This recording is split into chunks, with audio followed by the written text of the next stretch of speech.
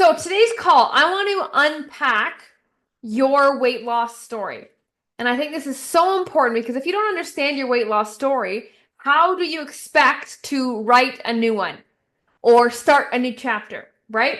And this kind of concept came to my attention maybe a few months ago when I was doom scrolling on Instagram, and this video popped up on my feed, and it made me stop and think. And I want to make you stop and think now. So this video, it had nothing to do with weight loss. It was actually talking about money, and it was saying, if you were sitting in a restaurant and if money was a person, so think of if money was embodied as a person and money walked into the restaurant you were sitting at, how would you react? What would you think? How would you interact with this money person?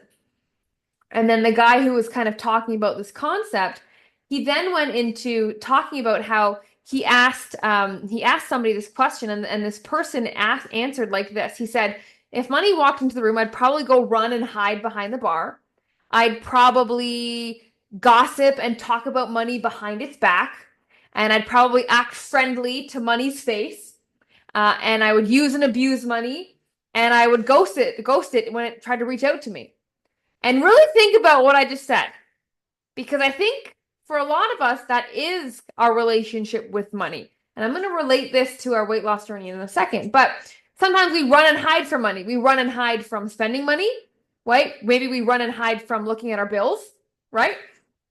We gossip about money, right? Oh my God, this is so expensive. Oh my gosh, I can't afford that. Oh my gosh, I paid this for that. Did you look at my heating bill this month? We're gossiping. We're shit talking money. But then, oh, when it comes to us, we're friendly to it. Oh, I love money. Oh, money's easy. Money's not, it's not that hard to make. We react friendly around it. And then we use and abuse it. Who's gone on a shopping spree maybe they shouldn't have? Or who's hoarded money too much when we should have actually taken some time and spent it on ourselves maybe, right? And then we ghost it. When money comes to us, when it flows in, oh, no, I don't accept money. I don't accept charity. Crazy, right? And one of the biggest things that Ryan actually taught me is, when you're walking down the street and you see a penny on the ground or you see a dime or a nickel on the ground, my whole life I used to leave it. I used to walk by it and say, I'm going to leave it because somebody else needs it more than me.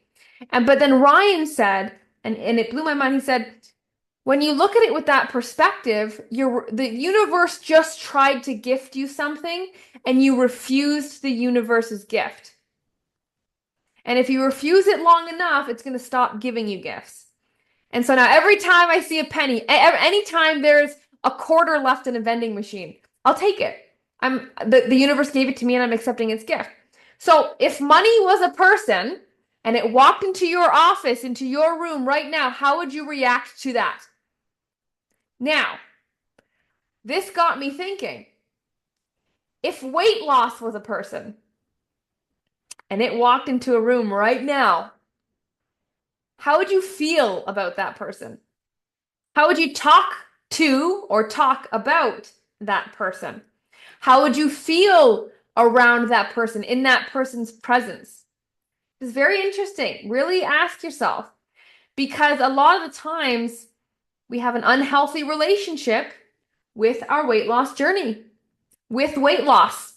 So if that's true, then we're going to have a really unhealthy relationship with weight loss, the person, right? Imagine that was a person. You're going to run and hide from weight loss? Probably. Oh no, God, I don't want to do that again. I don't want to torture myself. I don't want to starve myself. It's so hard. I don't want to deal with it right now. I'm going to put it on hold. I'm going to not be weight loss's friend right now because it's just not the right time, right? I'm going to gossip about weight loss. Do we gossip about weight loss? I tried this. This didn't work. This person's doing this. What do you think that person's doing? Do we act nice to weight loss's face? Yeah, we do. Of course I want to lose weight. Of course I want to get healthy. Duh.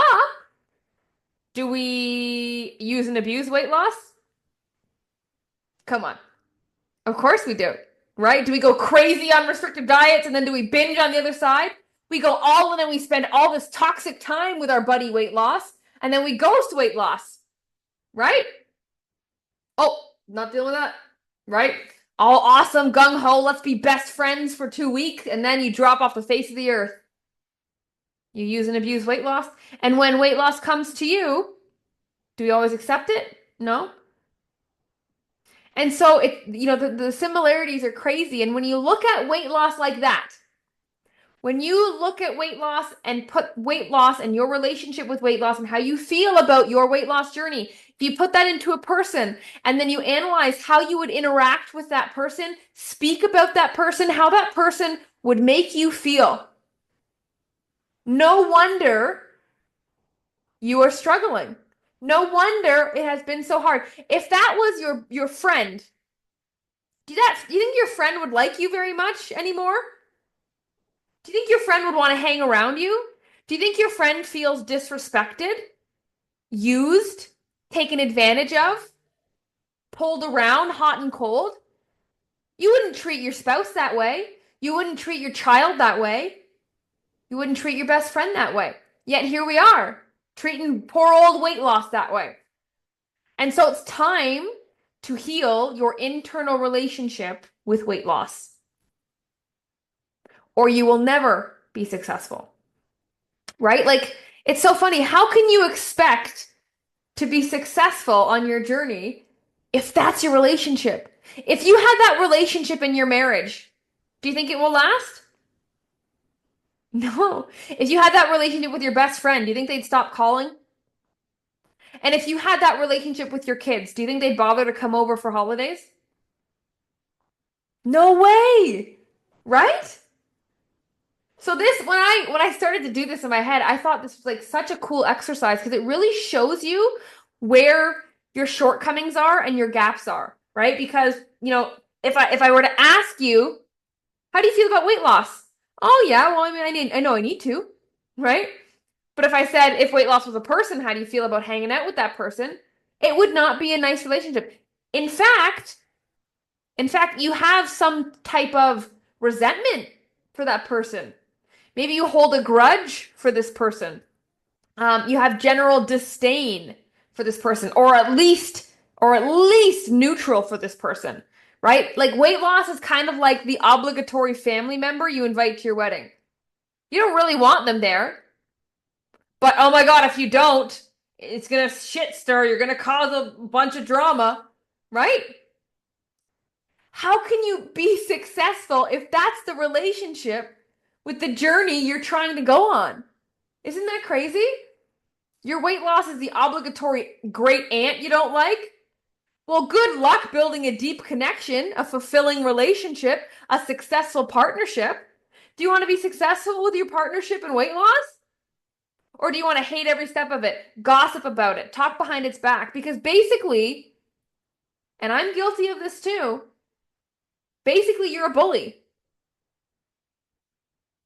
You've been a bully to weight loss. Think about it. Think about how you talk about it, how you feel about it. Think about maybe what you said today about it. Think about last time you stepped on the scale. If every time you interact with something with your health and weight loss, and it's not more positive, encouraging, relationship building connections, you are setting yourself up for a miserable journey. That is no wonder it only lasts a couple days, a couple weeks, a couple months. No wonder you're not motivated. No wonder you can't stay disciplined or find that consistency. No wonder. Who would want to hang out with a friend like you? In the nicest way possible. Right? But here's the thing. I know you know how to be a good friend. You're my friend. I'm your friend. We have friends. We're not loner hermits, so I know you know how to be a good friend. Yet you're withholding that relationship from weight loss. And to be honest, if we really want to get serious, health and weight loss is kind of the only relationship that matters. And I can debate that it's even more important than your marriage relationship. Because if you're not your best self, your healthiest self, well, how can you participate in the marriage to the fullest? Right? Right? When you're unhealthy, when you've gained weight, you're not confident, so you hide your body more. So maybe you're not as flirty. Maybe you don't get intimate as much. Maybe you don't like to leave the house as much and to go on date nights. Maybe you're less patient, more snappy, more moody, less understanding. There's consequences of ruining this relationship with weight loss, just like there's consequences of ruining a marriage. You're headed down a divorce with weight loss. And once you're divorced, it's done. It's done. You can't go back. If you take this road, if you take this relationship down this road too much, guess what? You'll never lose weight because you built up this relationship and it doesn't want to come back. Weight loss doesn't want to come back and hang out with you, no matter how hard you try, simply because just the way that you're thinking and interacting with it. That's it. So it's time to intentionally craft your relationship with your weight, your health, your fitness. And it's time to, forgive yourself and move on. Forget the past. Stop comparing your current journey with a lifetime of disappointment, of struggle, of insecurity, of discomfort in your own body, of negative self-talk, of beating yourself up. We can't compare what's in front of us and what's awaiting us to what we've already gone through. If we do that, we're just going to repeat it because we haven't changed our relationship, right? One date night a week does not fix a broken marriage if you still talk to each other the same way, right? Just because you laugh for 1 hour a week at date night and then you're yipping and nagging at each other all week long, it doesn't work. So what am I saying? I'm not saying that, we're going to fix this overnight, but I am saying, number one, notice. Number two, actively work against it when you do notice it in the moment. And number three, remember, like, if we can't do this, we don't have a chance at doing anything else, or at least reaching your potential in any other area. It's time to take your marriage to weight loss serious and pour into it. Speak life into it like you'd speak life into your husband. Speak life into poor little weight loss who is a shriveled raisin, who's been beaten down, has no self-confidence, hasn't been given the time of day. Everybody hates on him. Everybody, poor weight loss, got a bad rap somewhere between diet pills and starving and making a profit off of somebody's staying fat, to be honest. That's where weight loss got a bad rap. Weight loss is a beautiful, transformative experience in relationship. It is amazing. And I think every woman should have to go through it because we don't appreciate our bodies until we have to earn them. We don't appreciate our health until we have to work for it and upkeep it, right? You don't know what you got till it's gone.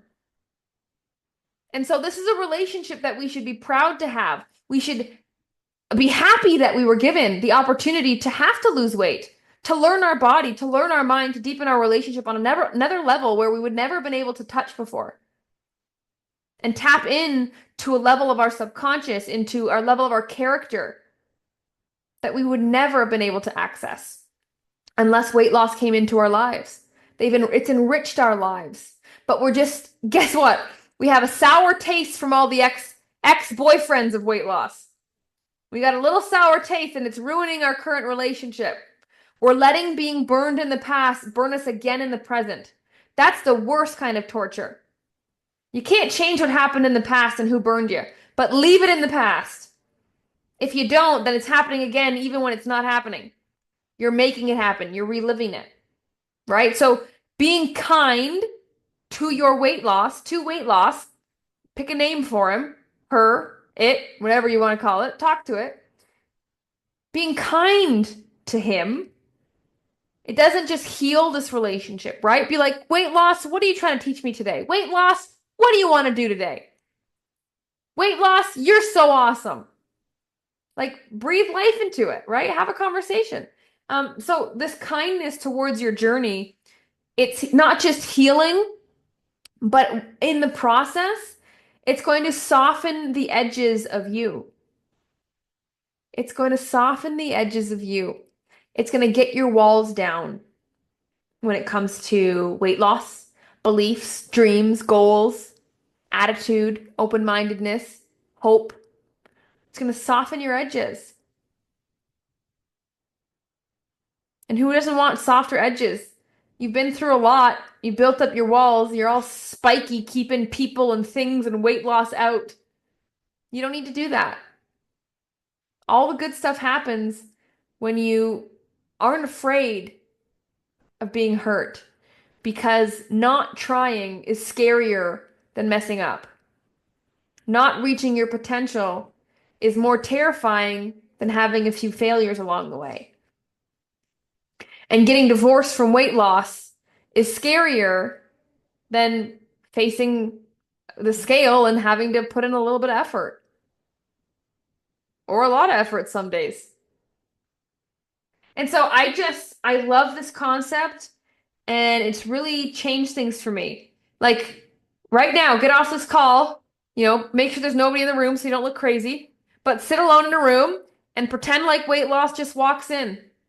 Seriously, just talk.